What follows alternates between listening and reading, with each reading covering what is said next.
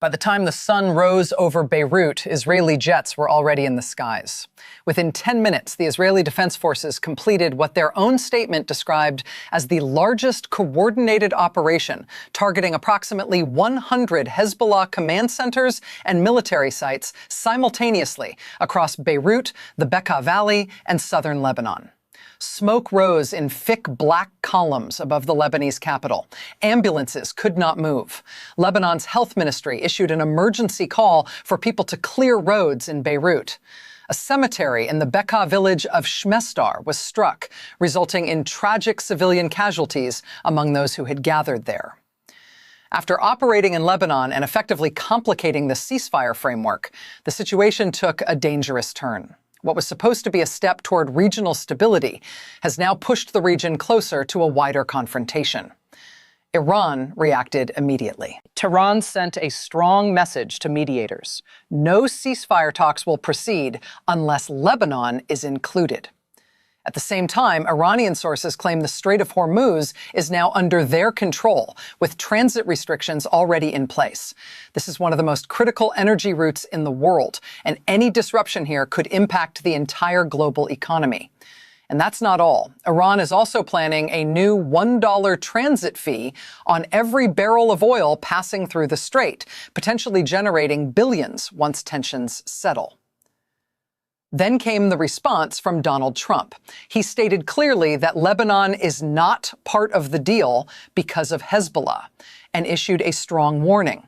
Any country supplying military assets to Iran could face massive 50% tariffs on all goods entering the United States. To understand why it immediately unraveled, one must understand how it was assembled.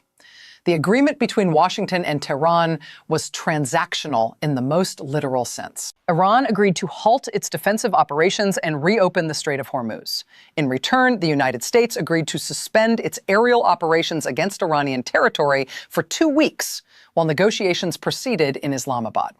Trump said the deal was the product of direct conversations with Pakistani Prime Minister Sharif and Field Marshal Asim Munir, Pakistan's highest-ranking military official.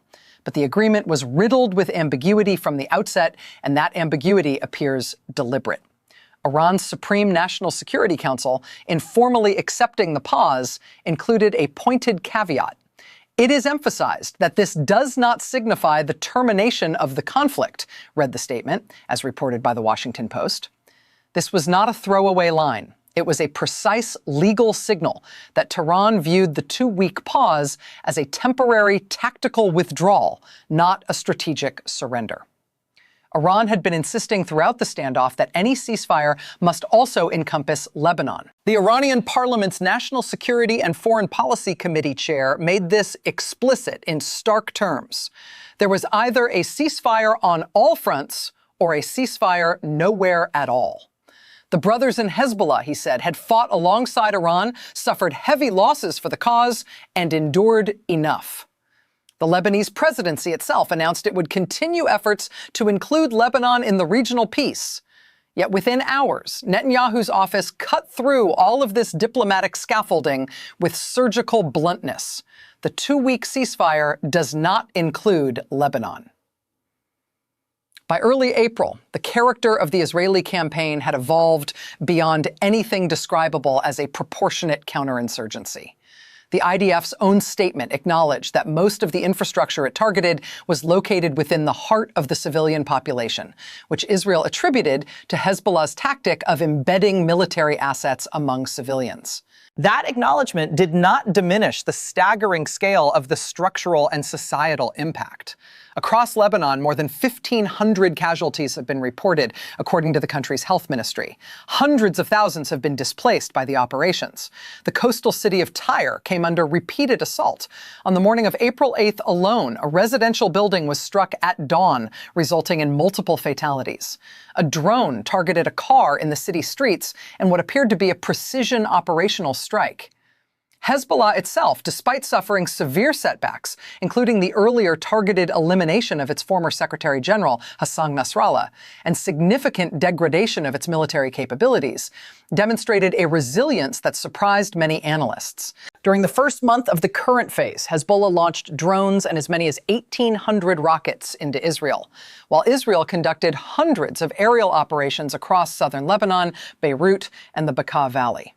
Its current Secretary General, Sheikh Naim Qassem, who survived what sources described as a targeted Israeli operation on the morning of April 8th, declared his movement on the threshold of a major historic victory, urging displaced families to wait for a formal diplomatic resolution before attempting to return home. Even as Lebanon endured severe infrastructure degradation, a series of events in the Persian Gulf on the morning of April 8th suggested the ceasefire's fragility extended far beyond Lebanon's borders and involved actors beyond the formal combatants. Iranian state media and regional dispatches reported that the Lavon oil refinery on Lavon Island, a strategic facility in the Persian Gulf, had been struck, with firefighting and security teams deployed to contain the blaze.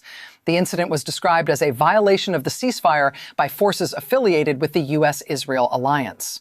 More alarming still were the reports, unconfirmed but consistent across multiple regional sources, that the United Arab Emirates had carried out its own large-scale air operation against Iranian energy and petrochemical infrastructure, deploying Wing Lung 2 drones and Mirage 2009 EAD fighter jets to strike refineries on both Siri and Lavon Islands. If accurate, this represents a dramatic widening of the geopolitical landscape, a Gulf state acting in effect as an independent actor against Iran, even as Washington declared a pause. The geopolitical logic circulating among regional analysts is uncomfortable but coherent. Trump, facing growing domestic opposition to a full-scale regional engagement with Iran, has chosen a tactical retreat while allowing Israel and the UAE to continue prosecuting the broader campaign by proxy.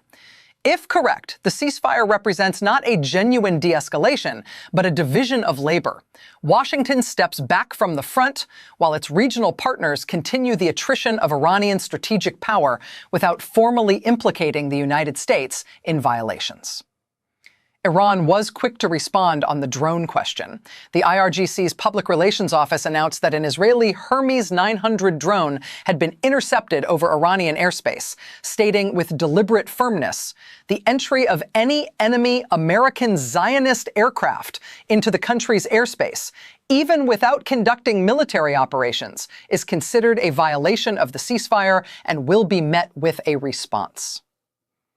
This was not a rhetorical flourish. It was a red line, publicly drawn in language intended to deter and to document any future violation for the record of history.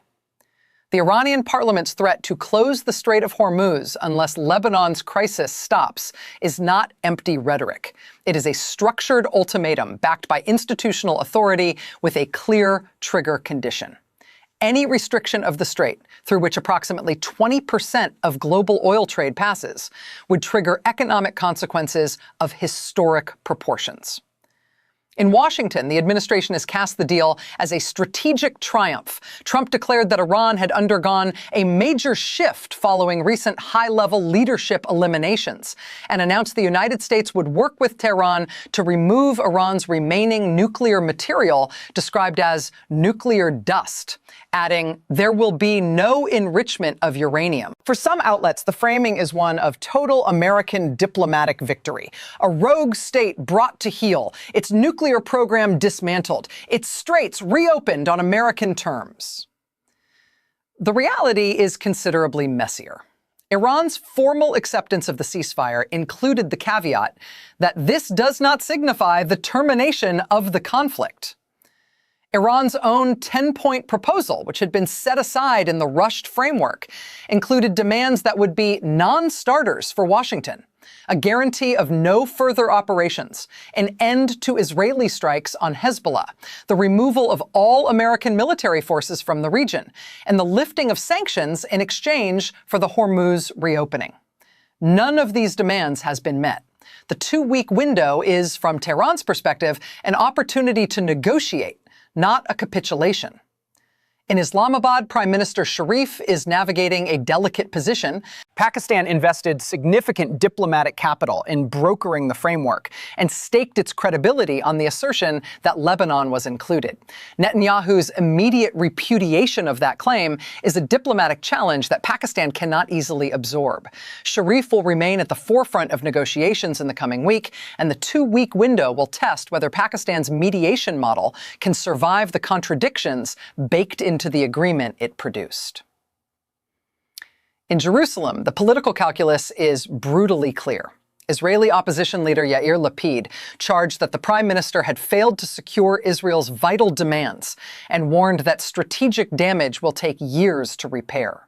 For Netanyahu, continuing the Lebanon campaign, while Washington formally de-escalates with Tehran, serves multiple purposes simultaneously.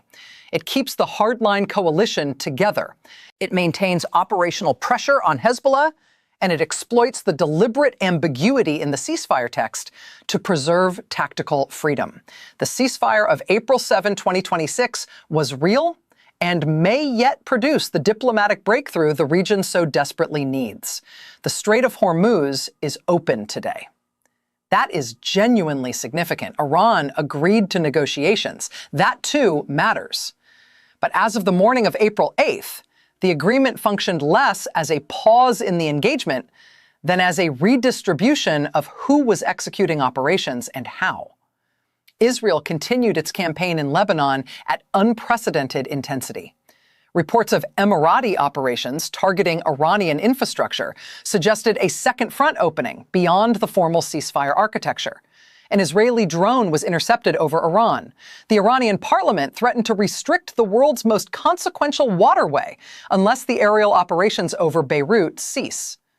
The systems have not powered down. They have merely changed hands. History does not pause for ceasefire announcements. Whether the Strait of Hormuz remains open on April 22nd will depend not on the words signed in Washington, but on decisions being made in the war rooms of Tel Aviv and Abu Dhabi, and in the political calculations of a regional order that has never been more fractured or more consequential than it is today.